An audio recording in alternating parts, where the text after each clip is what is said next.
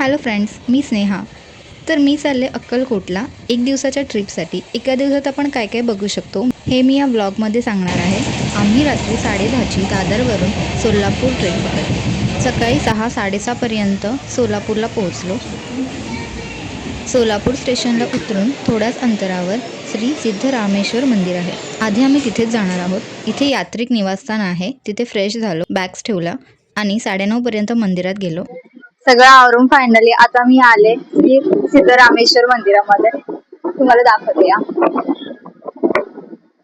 खूप छान मंदिर आहे. आतमध्ये सुद्धा मी तुम्हाला दाखवते की काय काय आहे.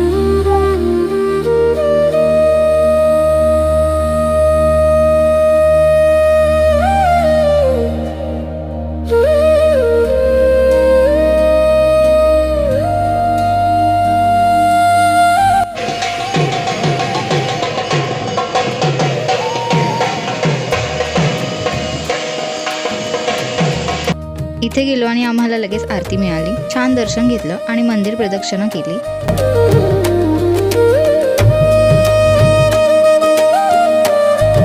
इथे आजूबाजूला सुंदर तलाव आहे. मंदिराची रचना, इथलं प्रत्येक काम खूप छान आहे. अशा पवित्र ठिकाणी येऊन मन सुद्धा अगदी शांत होऊन जातं.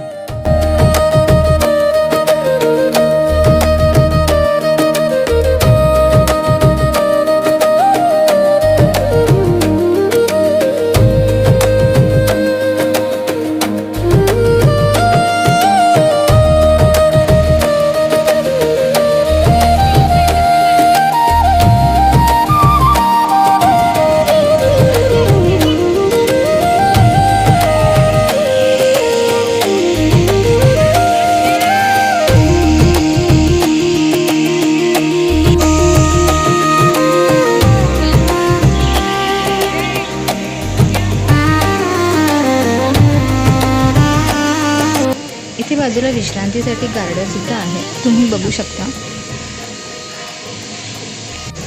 इथे रोज रात्री 7 ते 9 या टायमिंगमध्ये सगळ्या भाविकांना जेवण असतं.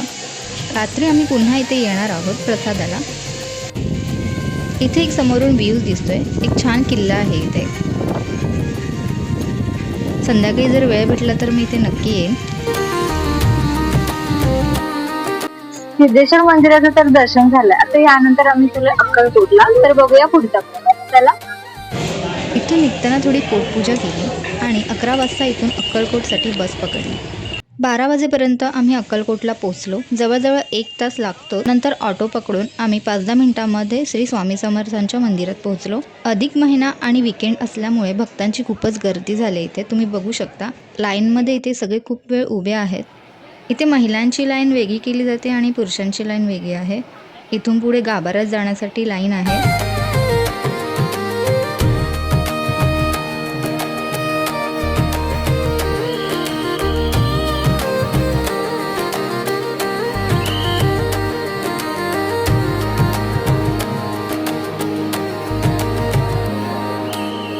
दर्शन घेतल्यानंतर इथे थोडा वेळ विश्रांती केली. स्वामींचं नामस्मरण केलं.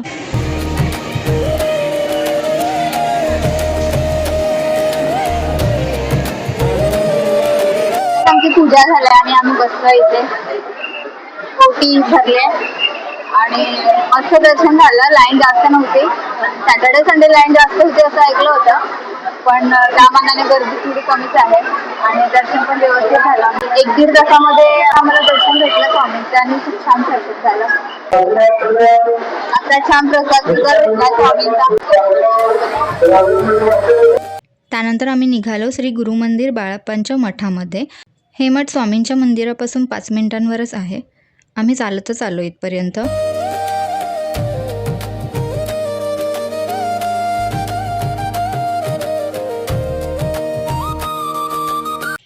इथे माहिती मिळाली की स्वामी इथे यायचे आणि हे पायांचे ठसे त्यांचे आहेत, जिथे पांढऱ्या पट्टीने मार्क केला आहे. मंदिरात गेल्यावरती इथे काही स्वामींचे फोटो लावलेत आणि त्याखाली माहितीसुद्धा दिलेली आहे. छान दर्शन घेतलं आणि इथे बाजूला भजनसुद्धा चालू होतं.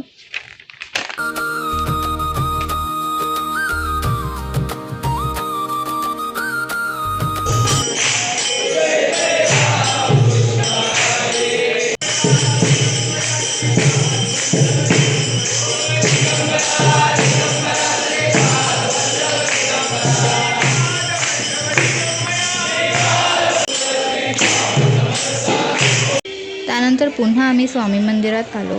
प्रसादासाठी ऑनलाईन बुकिंग केली होती. आमचं 3चं टायमिंग होतं प्रसादाचं, म्हणून लगेच प्रसाद मिळाला. जास्त वेळ लाईनमध्ये उभं नाही राहावं लागलं.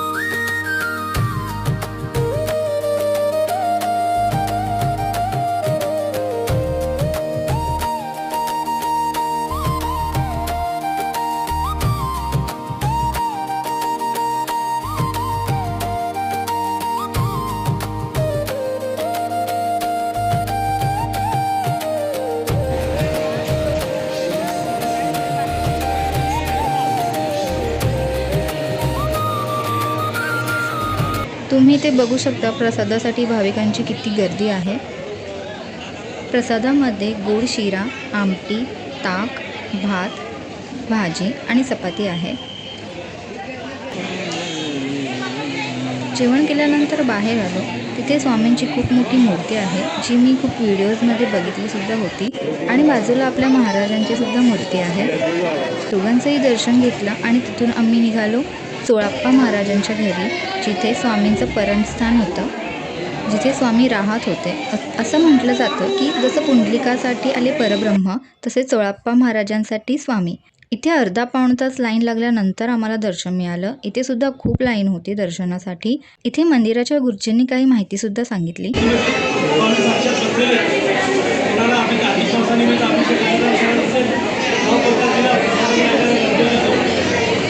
त्यानंतर 5 वाजता आम्ही पुन्हा श्री सिद्धेश्वर मंदिरासाठी निघालो.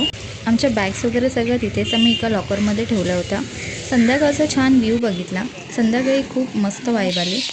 लाईटिंग वगैरे आणि खूप लोकांची गर्दीसुद्धा वाढत चालली होती. सकाळी जेवढं सुंदर वातावरण होतं तेवढंच रात्रीसुद्धा आहे, तुम्ही बघू शकता. 8 वाजता आम्ही इथे जेवण केलं आणि 9 वाजता निघालो परतीच्या प्रवासाला. असा होता आमचा 1 डे अविस्मरणीय प्रवास. तुम्हाला कसा वाटला कमेंटमध्ये नक्की सांगा. Bye bye Solapur. आणि तुम्हीही जाता जाता चॅनलला सबस्क्राईब करायला विसरू नका. बाय.